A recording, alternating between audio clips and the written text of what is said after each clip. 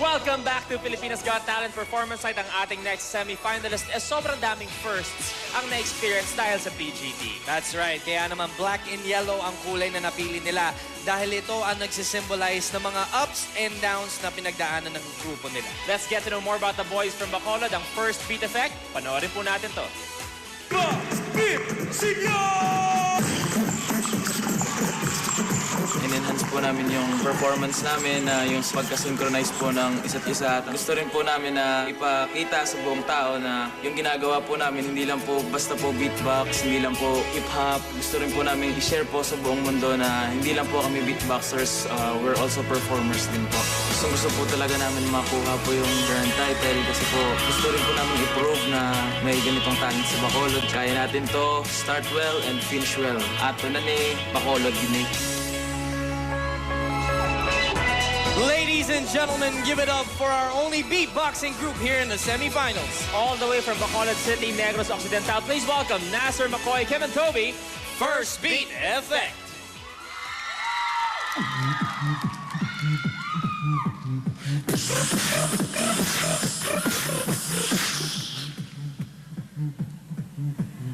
Wow! Maganda naman dito sa backcourt! Ang daming tao! Ang daming light! Hello, Pilipinas!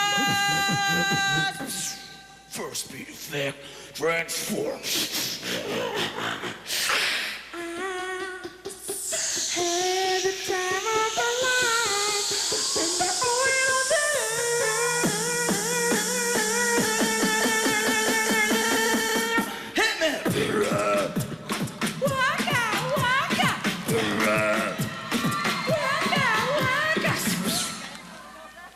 This time for Africa, tamina, mina, waka, waka, tamina, mina, sakalewa.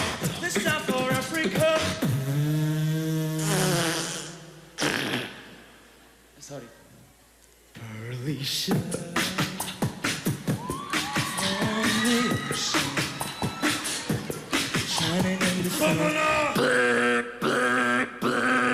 Yun na yun? Ako, no na no. Well, definitely it's a no.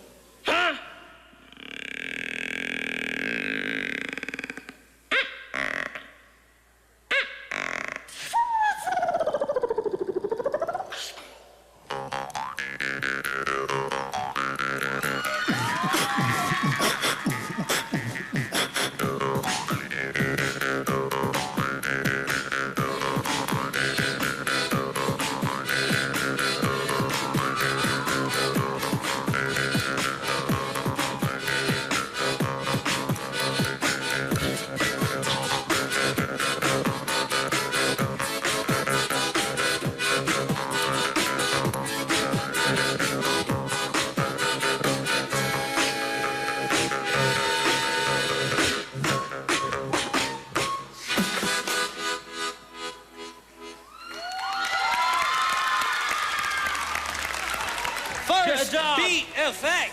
Okay, boys. Sige, think about muna. Yo. Maraming salamat. Dito tayo, center stage. Bagong lahat ng bagit namin kanina na marami kayong firsts dito sa PGT. Pwede mo banggit niyo ng kahit isa.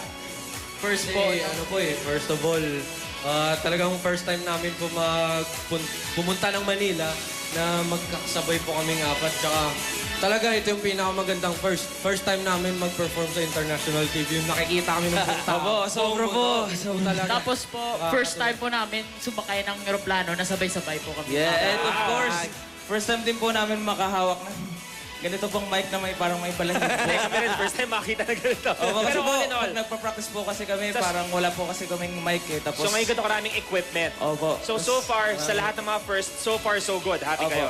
Okay. First of all po, yun po, yung Hahabol ko grab ko ba? na po tong opportunity para sabihin ko po sa sa buong mundo na first of all, proud ako dahil nakapasok kami dito sa Pilipinas Got Talent kasi ito rin yung paraan para yung makita ko po yung totoong nanay ko. Well, first of all, kausapin muna natin ang judges. What can you say? Oh, first of all, ikaw na mauna, friendship. First and foremost, okay, cute yung performance nyo. Kaya lang sa dami ng galaw nyo ngayon, parang medyo kasi ang beatboxing talagang hangin ang kailangan nyo dyan eh. Ang hirap pag marami kayong galaw. Sana umi-steady na lang kayo. Kanina, maganda na yung ano nyo, yung repertoire nyo nung gumaganyan kayo. Kasi hindi na kayo masyadong sumasayaw at gumagalaw dahil kailangan nyo ng hangin. Ang talent nyo, beatboxing. So, dapat dun yung kinoncentrate yung performance nyo. Pero cute naman siya. Oh, maiksi lang. Kalokohan pero masaya. So, I think if you're looking for entertainment, yan, masaya at magaan na entertainment. Boss? Ako kung nilimitan nyo dun sa beatbox and the different sounds that you could produce in unison without the singing portion, mas maganda sana. Overall, I mean, entertaining, yes. Thank you very much, judges. Kung gusto nyo madagdagan ang mga first sa buhay ng First Beat Effect at makaabot sila ng Grand Finals, just remember, PGT space first. That's PGT space FIRST. Okay, up next ang pinakabatang banda na sumali ngayong Season 2. Ang Kitty Band from New Corielia, Davao del Norte ang next generation band sa pagbabalik ng Pilipinas Got Talent.